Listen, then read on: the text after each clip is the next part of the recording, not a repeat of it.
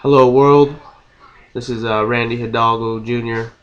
Um, I'm here on YouTube and I just wanted to start a show here, spreading awareness about various things in the world. I want to share my experience with the information I come across and try to see if there's people out there that want to share a common belief. I want to be a part of something bigger than just,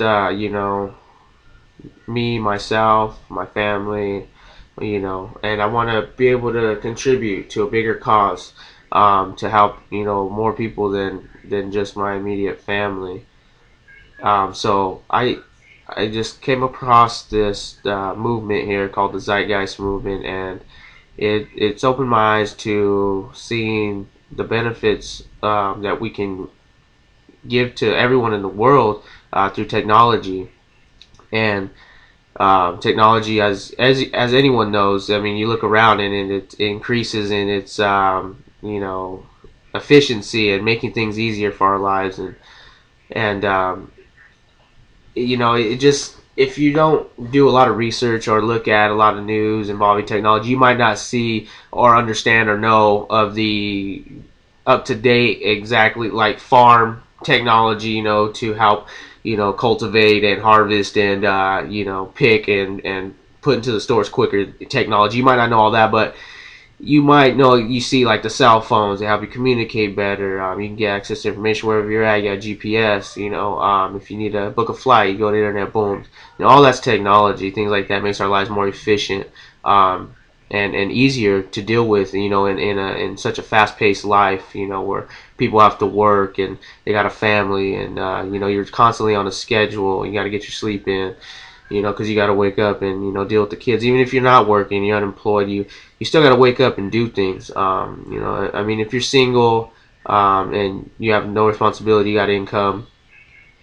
What are you doing with your life? Are you just spending money going to the mall? Are you educating yourself? Are you reading the newspaper? Are you on the internet? How are you educating yourself? How are you bettering yourself and not just contributing to, the capitalist system, as you want to say right now, and purchasing things and buying things to make you feel better or to give a positive energy in yourself. Have you tried something different lately? Um, a lot of these people, I feel, that are the single ones who have no kids, who enjoy their time to themselves and are able to do things to benefit the world. I think these are the greatest people because they have so much time on their hands and they contributed to such a bigger cause. I wish I had that time, and I don't. I got a family, 3 kids, and my time's limited. But I want to use it as much as possible so that way I can benefit the world and spreading the word and the awareness of how to make things more sustainable on this planet and Earth, and how to live together in more harmony and peace, and less violence and tension and stress, um, and just really acknowledge and understand the important things in the world and the issues. And yeah, as of now, we need money. We got to work to pay our rent and all that stuff and all those things.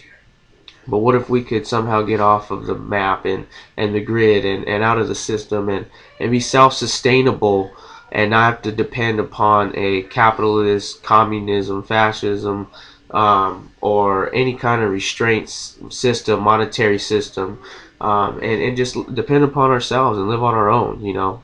Um, it's out there. It's a possibility. People can do it, and I think having people come together from all walks of life, religion, and any creed or anything. I mean, and to do this to help each other, because everyone's going through hard times. Not everyone, as they see it in their perception, but many are, because we live in a system where money is needed to supply our basic needs. So people who don't have money, obviously, they feel the tension and the stress, and they want to be a part of stuff. But people who do have a lot of money don't. probably want to be a part of, the movements like these, because they're well off in the system. They have money, to stretch and to spend to live life, even if the system did stop. If people did accept money, which would be kind of, I don't want to just say stupid and be harsh, but idiotic or insane, because you think the system's broken if it ever did break, and banks shut down and stuff, and people were still buying stuff for money, and people were still staying open on the regular business hours, accepting money. Like, what would possess people to do that if half of America stopped doing it? Okay, I mean, honestly, half of America stopped using money and spending and took care of each other, grew farms, and planted food for each other, shared each other's resources, came together and worked on ideas on how to manage resources in their area, and just live life that way, and if the monetary system is still in place, then make money from that to take care of the other 50%, and then get them to wake up and understand that this is how the world should be.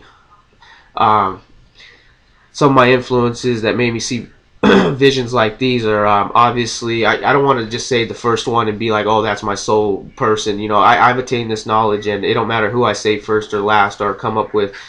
These people have led me to understand things can be ran more efficiently and be sustainable on this planet for everyone to live. And their names are Peter Joseph, Michael Rupert, the Dalai Lama quotes and things I've caught of him on video on live TV. Um, uh, Buckminster Fuller. I'm really beginning in my infancy in reading his stuff. I mean, but he was already opened my mind to things that I never would have thought of, and it's arrived me at these conclusions and seeing these perceptions of the world in this way, which I think are very realistic, and should be, you know, implemented on a small scale so it can be spread through experience and people can see that it works. So, yes. Oh, and then I got a note up here. It's funny on my computer. Roan from the Zeitgeist movies. This is a member that's a part of a lot of different.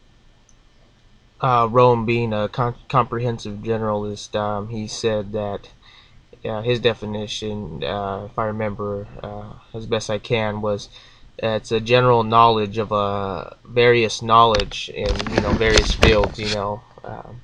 So and I tied my word to that, which I call metamind, which is how I define metamind. Is it's a mind that attains knowledge from various fields and disciplines, and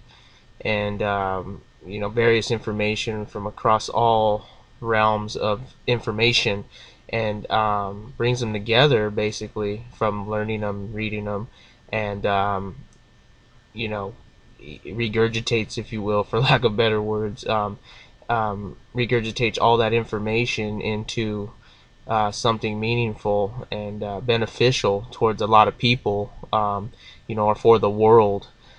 So, I mean, you can be a meta mind and, in fashion, had no various fashions and fashion magazines and who wears what, who makes what, and, trends and all that stuff. But, you could be a meta mind that way. So there's not one set definition. But, as far as I see meta mind, I see it as being a a general knowledge of various fields, disciplines, that relate to one purpose, which is that this is one planet, and we got people on this planet that we need to take care of, because there are people dying every day. And I say we because there's more than just me out there that would wish to see peace and harmony on Earth as a whole. And just because we're a minority in having those values and beliefs doesn't mean that we can't be heard or that we can't express ourselves, because we share the common belief, just like many people share the common belief of capitalism and communism and every other sort of government or religious belief. So what makes us wrong? Wouldn't God want everybody to have peace and harmony and abundance of love and happiness? Of course He would. I mean, it says it in the Bible. I'll get quotes in my later shows. I'll share these with you. So, but also in Buddha and then all the other religions, they share this common belief.